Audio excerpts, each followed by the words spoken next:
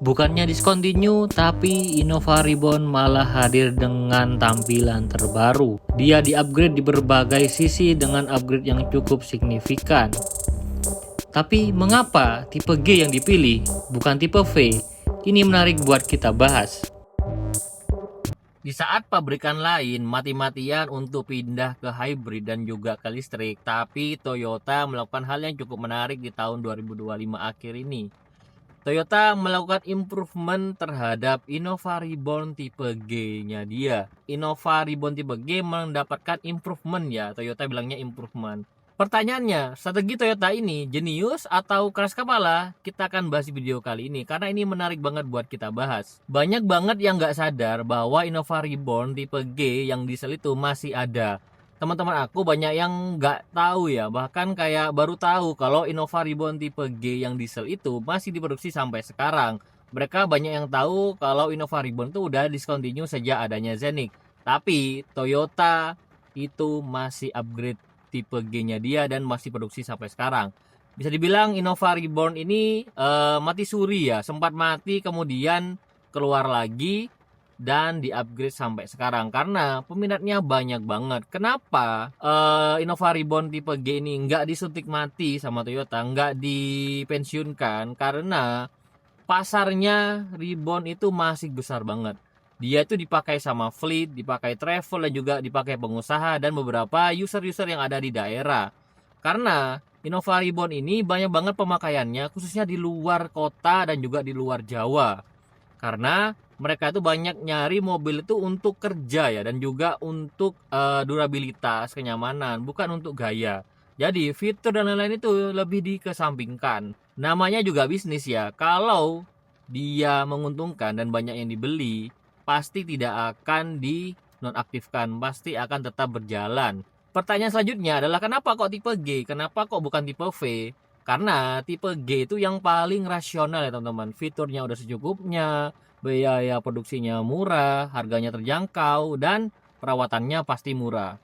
Dan tipe G itu paling cocok untuk pemakaian jangka panjang. Istilah katanya itu tipe V itu nice to have, kalau tipe G itu need to have. Jadi tipe G ini lebih ke kebutuhan ya teman-teman, lebih ke apa sih yang dibutuhkan sama konsumen.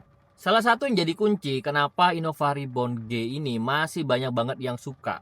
Karena Reborn G itu masih pakai mesin diesel 2.4 plus rangka leather frame. Dari kombinasi dua item ini itu menghasilkan torsi yang besar, tahan solar kualitas daerah. Kalian tahu sendiri ya, Shell, Vivo, BP, Pertamina yang high grade itu nggak ada di daerah. Di daerah itu solarnya tuh secukupnya ya teman-teman. Jadi orang Indonesia itu masih butuh mobil yang tahan dengan solar kualitas rendah. Dan Innova Reborn tipe G itu kuat untuk angkut dan juga buat jalan rusak. Jadi selama Indonesia jalannya belum rata semua, selama Indonesia jalannya masih banyak yang bergelombang, pasti mobil ini masih relevan dan masih banyak banget peminatnya karena bandel dan platformnya tuh benar-benar masih relevan dengan kondisi jalan yang ada di Indonesia. Salah satu keunggulan Toyota yang lain adalah Toyota itu punya strategi yang cukup besar, di mana dia itu nggak jual satu mobil aja. Jadi Toyota itu membagi bisnisnya ke dua jalur. Kalau hybrid dia ke Zenik, kalau yang Reborn G itu untuk ke daerah-daerah. Jadi kalau kota udah mainannya Zenik, kalau daerah tuh mainannya Reborn tipe G. Jadi Toyota ini punya dua mobil tapi bukan saingan, lebih ke saling melengkapi. Dan kenapa kok Innova ini tipe 2026-nya diimprove minor aja, kok bukan yang besar-besaran? Karena Toyota ini lakukan refreshment supaya ada pembeda. Yang pertama, yang kedua adalah jaga konsumen yang udah loyal, jaga supply dan juga jaga regulasi yang udah ada. Karena buat Toyota harusnya ya lebih rugi matiin produk yang udah laku daripada mempertahankan mobil yang udah balik modal. Jadi lebih mending dipertahankan ya teman-teman. Jadi jangan heran ya kalau tahun 2026 itu Innova Reborn masih ada dan pasti masih akan ada lagi di tahun berikutnya. Di 2027, 2028 pasti masih ada selama kebutuhan Indonesia terhadap mobil diesel yang bandel itu masih belum berubah ya teman-teman.